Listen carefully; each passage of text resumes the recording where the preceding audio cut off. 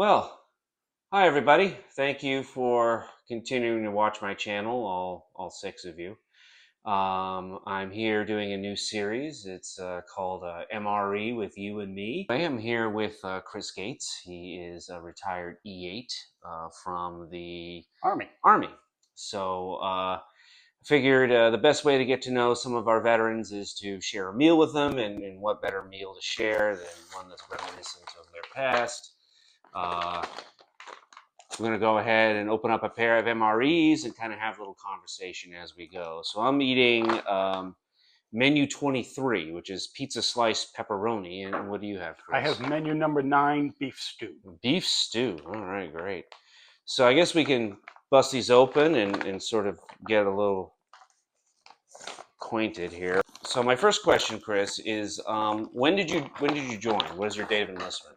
My date of enlistment is 19 April, Patriots Day, 1984. I was 17 at the time, so I had to have both my parents sign the enlistment documents. Oh, all right. Yeah, as a minor, yeah. Yep. So what made you choose the Army over other branches? My father is a retired brigadier general. Okay. And he spent 38 years in the Army, so it was something I was never not going to do, if that makes sense. Yeah, so you were always going to be an Army guy. I was always going to be an Army guy. Oh, interesting. Never anything different. Now, does this thing come with directions? No. No, you just figure it out. Actually, I got multi-grain snack bread. Oh, multi-grain snack bread. No crackers. Well, this is chocolate protein drink powder. Oh, and I have lemon lime juice. Oh, okay. No, excuse me, lemon lime flavored, no fruit juice. Fruit juice, hold the fruit. Yeah, hold the fruit, exactly. All right, so. And we have the standard heater, spoon, package. Yeah, so last time when I did this, I was in a hotel room, and this got mega hot, and I thought for sure I was going to either burn myself and or the hotel down. They do get hot. So this should be interesting. So where did you go to boot camp? Fort Dix, New Jersey. Okay. And then off to Fort Benning, Georgia. Fort Benning was your first duty station? Fort Benning, Georgia was my advanced individual training. Okay, so what was your MOS? 11 Bravo Infantry. Infantry, all right. Infantry. And how long did you spend?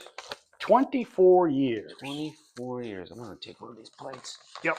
I'm going to heat up my beef stew. 24 years. So you take a heater, you pour a little bit of water in there, you put in your main course, put it in the envelope here, and it heats up.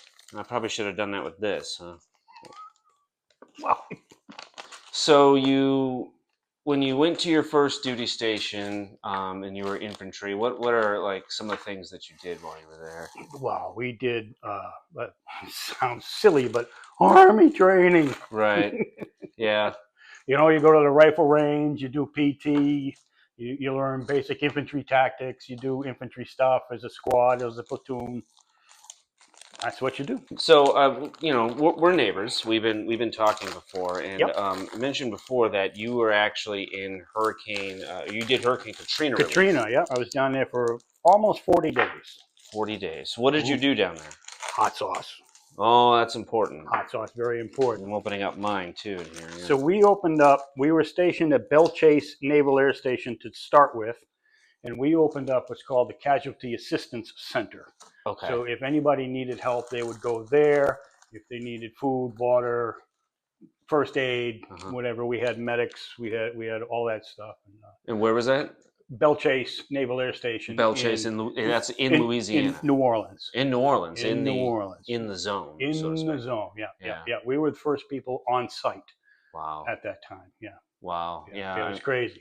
I was there. I did with the Coast Guard. I did air to ground support at ATC Mobile, which is in Alabama. And I got voluntold to go, and I was in the doc's office, and he's like, I don't know what you're going to encounter, so you need shots. I'm like, ow! I look over, and the doc is just sticking me with stuff. That's what we did. We went down to Camp Edwards. Yeah. Before we mobilized, got all the shots that you would ever never want to take, but you have to take. I didn't even know what it was. Yeah, no. You wouldn't tell me. No, you just stand in line. Yeah. And Yeah, he Yeah. was sticking me with all kinds of stuff. Like, what is this? And he's like, don't worry about it. Don't worry I'm about like, oh my god. Don't worry about it. So this is all we ate Really? for 40 days: breakfast, lunch, and dinner. That's it. We had what we took in with us. Wow. There's no chow hall. No, no, there wasn't. There wasn't at ATC either. They had got hit pretty hard too. You were in the thick of it. For us. There was nothing in there but water. Yeah. Nothing. Yeah. So this is all we had. Yeah. Breakfast, lunch, and dinner. That's it. So, is there like a particular meal that you tended to gravitate towards? Or? I like the beef stew. Do you? And I like the spaghetti with meat sauce. Really? Yep. Okay. Yep. I think I had the jambalaya. Jambalaya is good. When I did, yeah, I heard that was the best. They were all good. Yeah, and you eat a little here, you eat a little there. You kind of graze all day long. Right. Yeah. You don't necessarily sit down and have breakfast, lunch, and dinner. You eat when you can. Yeah. And you eat. Maybe you have I got vanilla pound cake. Maybe you have that. Yeah. And then an hour later you have the cheese and crackers or something. Yeah. You were in charge of like a platoon of people, right? I was in charge of a headquarters company. Okay. 300 soldiers. Wow. I was the senior enlisted. Wow. So what was that like? So at times very overwhelming. Yeah. Because you're responsible for 200 people. Yeah. Which is just crazy. But our job was an infantry battalion has 4 companies. Mm-hmm. Alpha, Bravo, Charlie, Delta. And the job of the headquarters is to support those 4 companies. Mm-hmm. So we give them food, we give them water, we give them ammunition. Anything that the companies would need to do their mission, they get from the headquarters company. What was like the craziest thing you saw down there? There was looting, very much so. Very much so, yeah. Wow. It was crazy. Nobody had anything. Yeah. Anything anybody had, it was all gone. Yeah. It was all gone. Yeah. And there was no, any store that you would go to get resupplied, they were gone. Yeah. The Home Depots, they were gone. Yeah. So yeah. There was nothing down there. There was nothing down there. So if you're going to go you wanted a shovel to shovel out your basement, no. Or get a shop vac, no. No. All gone. As we were moving in, we actually stayed in the parking lot of the old New Orleans Mint. Oh, yeah. That's a landmark. Yes. Like you say, all right, we are at the New Orleans Mint. Yeah. That's where my battalion is right now. And in the early days of GPS, remember, you could get a coordinate of where you were. Yeah. Or a coordinate of where you're going, but not necessarily how to get there. In between, exactly. Yeah, you couldn't get directions. No. Yeah. No, it wasn't take a left here. No. In 100 yards, take a right. Yep. No, none of that stuff. You got vegetable crackers. You should have cheese somewhere. You should have cheese spread. Apple pieces. Oh no, apple pieces. That's dehydrated. Pieces. Oh, and you got an oatmeal cookie. Like a creamer. There should be cheese. Cheese. Napkin. Maybe not. Oh, is that it? There it is. Cheese spread. Cheese spread. Need before opening. That's interesting. Yes, need before opening. Need, yeah. Yes. Because it just gets into one big goop. Yeah, it does. So, man, you ate this basically nonstop for 45 days. Yeah, nonstop. Yeah. That's so wild. The only thing that saves you is the Skittles. Just the snacks, yeah. Right.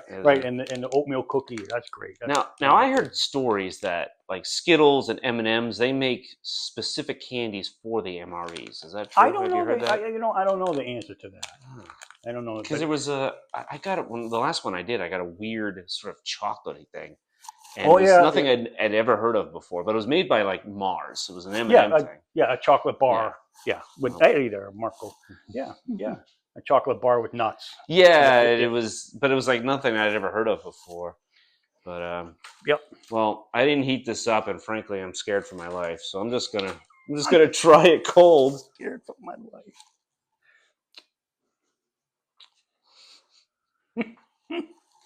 Needs to be heated. I don't know if that would help, to be honest with you. Suck the water out of your head? It does. It really does. Wow. Oh, speaking of which, I'm going to take a little sip of this, but I got a lemonade. Oh, you got lemonade. I didn't get lemonade, but I got hot sauce. Wow. So what was your last duty station? Ooh.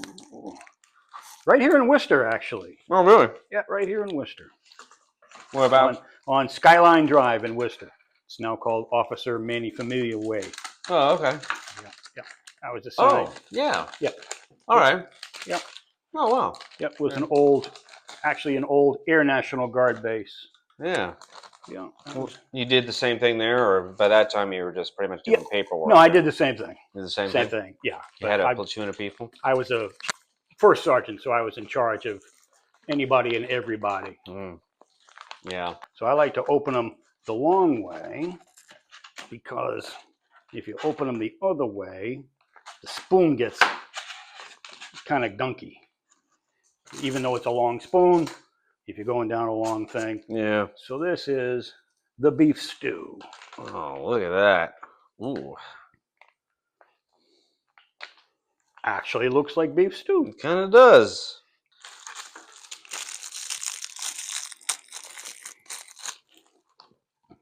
Is it hot? It's warm. Warm? It's warm. Not cold. Oh, wow, that is good. But it tastes like beef stew. It does. Huh. That's funny. Tastes like beef stew. And these have a shelf life of like, what, 5 years? Well, they have an inspection date. They're good usually for about 10 years, and 5 years out they put an inspection date. These inspection date is 2025. Okay. So these are relatively new. Okay. You just check them, make sure there's no holes in the bag, no foreign substances on it. Mm-hmm. So you're in the 80s. Did you do anything for like Persian Gulf or anything like that? No. I just trained soldiers to go there. Oh, that's right. That was my job. Training soldiers. I was what's called a readiness NCO. Make sure the unit is ready to go. So when did you get out? When was your 2008. 2008. Yeah. So I realized at the age of 42, I couldn't keep up with the 18-year-olds anymore. Yeah. They were running circles around me, and I just couldn't keep up. So I said, it's time for me to hang up my boots. Yeah. Yeah. You know, it comes a time for everybody. Yeah. You know. I do know. I mean, I don't know if I was ready, but I had circumstances in life just basically, they were like, you need to retire. And I'm like, okay. So I did. Ended up being the best thing in the world for me. You know, I've been retired now a little over a year. Yeah. And it's been good. But you've been out almost 20 years. Almost 20, 18. Yeah. 18 years. So what do you do now? Yeah. So excuse me. I run a little theater in Whitensville, 125-seat theater. Yeah. And I work for the Worcester Red Sox. Oh. I'm an usher at Polar Park. Oh, that's fun. Yeah. And that keeps you busy? Keeps me busy, keeps me off the streets. Yeah. And I go to work at a ballpark or a theater every day. That's fun. How bad is that? I mean, I know what a bad day is in the Army. Yeah. What's a bad day in the Army? You knew I was going to ask. Yeah, a bad day in the Army is finding bodies hanging from street signs. Yeah, that's a bad day. Being in actual combat and bringing home less than what you brought. Yeah. What's a good day in the Army? A good day in the Army is every day you put the uniform on. It's a good day. Mm-hmm. You know, at least that's the way I feel. You know, I didn't have to join. I did, voluntarily and loved every second of it. Loved helping people. I loved being in the military. I loved being in the Army. Just loved it. Yeah. Thought it was a great honor and a privilege. Do you miss it? I miss the people that I served with. I don't miss doing what I did. Running through the woods. Yeah, I feel that. Mm-hmm. You know why they call infantry soldiers grunts? What's that? That's the sound they make when they hit trees in the middle of the night. Now, when did you join? So I joined October 31st, 2001. It was Halloween, and it was the scariest costumes I'd ever seen in my life was those company commanders, your drill instructors. We call them company commanders. It was petrifying. It was 8 weeks, and when I graduated, I didn't know what I wanted to do, because in the Coast Guard, you don't call it an MOS, you call it a rating. It's like the Navy, call it a rating. Mm-hmm. I didn't know what to do, so I putted around on a boat for a little less than a year, and then I decided I want to be a telecommunications specialist, and when I got to the school, they said, by the way, you're not going to be called telecommunications specialists anymore. You're going to be called operational specialists, and you're going to have a completely different training path that we're not going to teach you. So good luck. Okay. And so I graduated, one of the last TCs to graduate, and I woke up like August something, 2003, as an OS, and I had no formal training. And which was fine, except when you go to advance, you have to take the tests. And I was not doing well on the tests because I wasn't a formally trained OS. I had to learn everything on the job, everything. The other things the other kids got in school, I had to learn on the job. Mm-hmm. And it was wild. And I could feel that feeling too, like that you were talking about, where you realize that you're not keeping up. You know, like other kids are sitting down, they're learning this stuff, and then they're moving on their lives, and I'm sitting here struggling to read the book. Like, what is wrong? Right.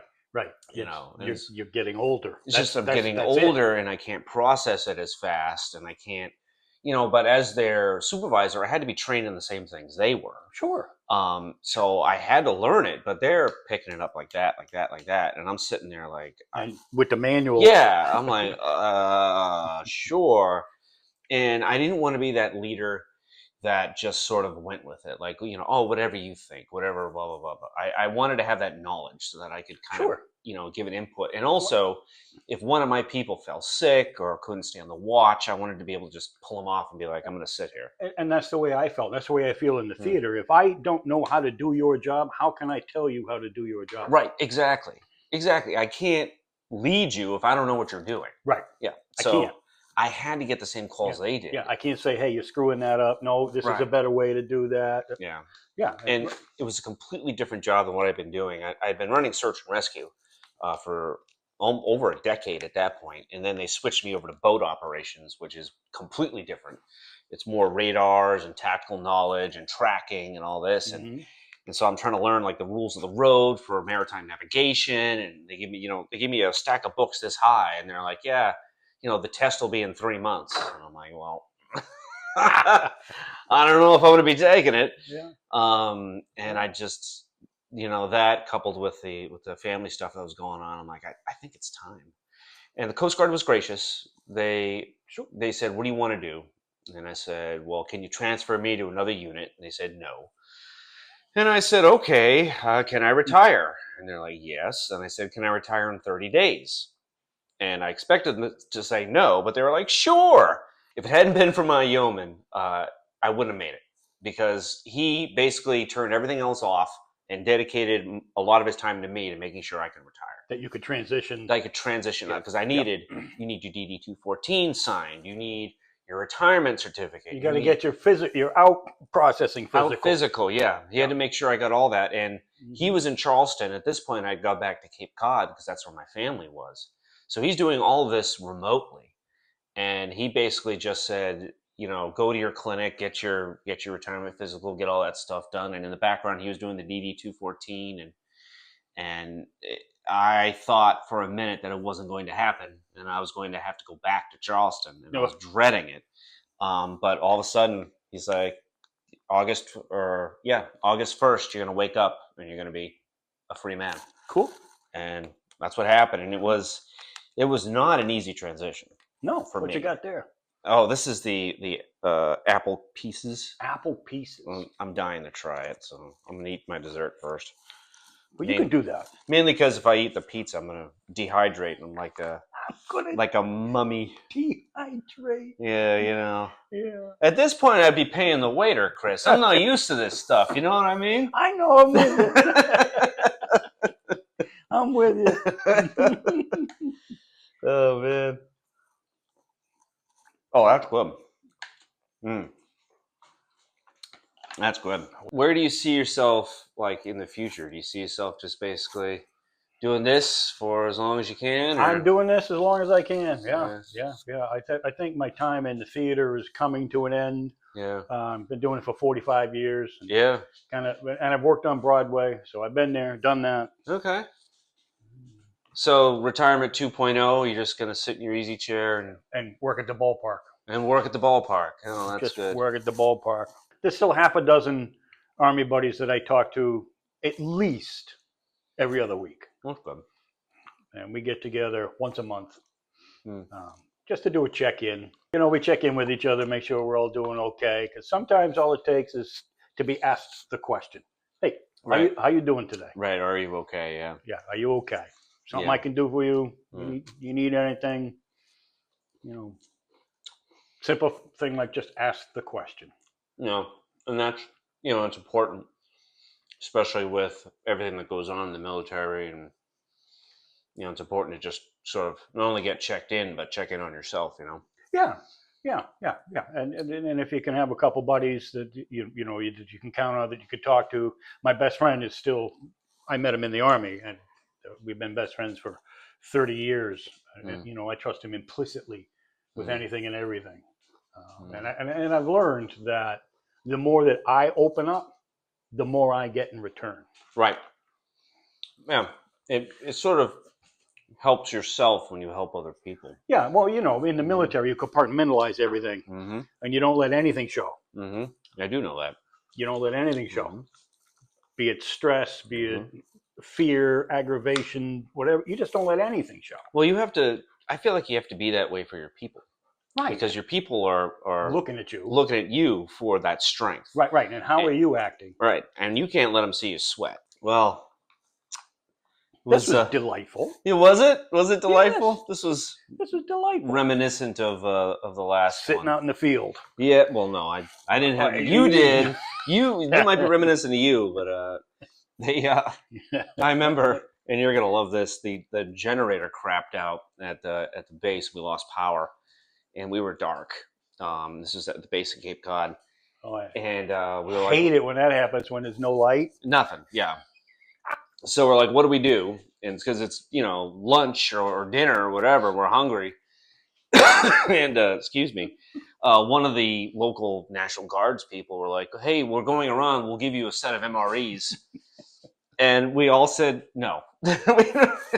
No, we'd rather starve. We'd rather go hungry than have an MRE. We'd rather starve. Not that bad. No, they're not bad. They're not that bad. Except the pizza slice may dehydrate you. First one. Or if it's heated up, it may be better. It may have been better if it was heated up, but last time I used this thing here, yeah, they get hot. I thought I was going to scald myself to death.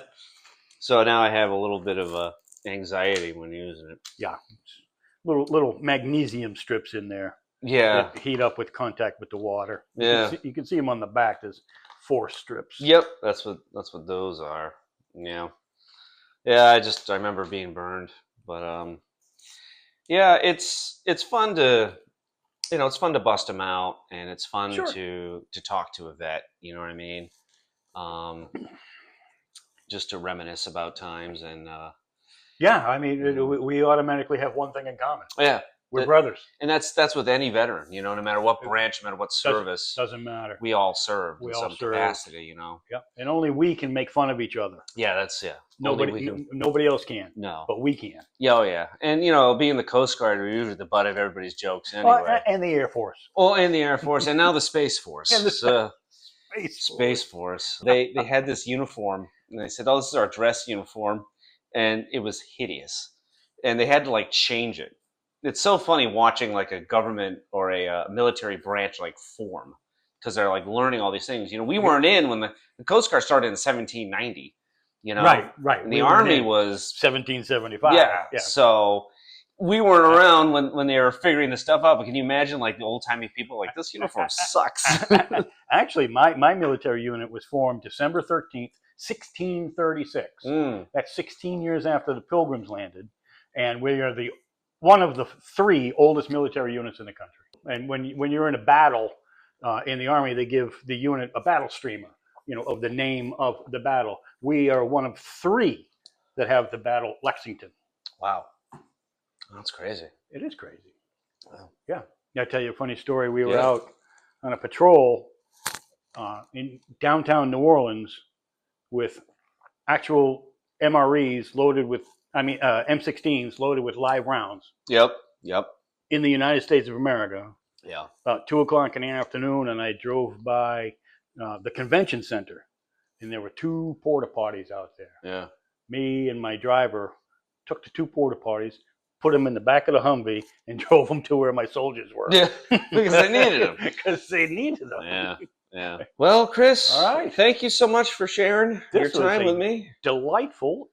Oh, thanks. Time. Well, thank you. Well, thank you. Thank you. Thank you for your time. Sure. And we'll probably do this again. And sure. Try more MREs. We'll try more MREs. I got some more. I got some cold weather ones. Oh, really? I got some cold weather MREs. I didn't know there was such a thing. There are. They're cold weather ones. Most of the stuff is dehydrated, so you have to add water and hydrate it. Oh, so it's lighter. Oh, because you got all the cold weather gear. Cold weather gear. Yeah. Yeah. Oh, interesting. So most of it's dehydrated. Cool. So we'll try that next time. Yeah, that sounds good. Yeah. All right. Well, I hope you liked it. Stay tuned for more. Hope so. Thanks for watching, and have a great day. We'll see you again.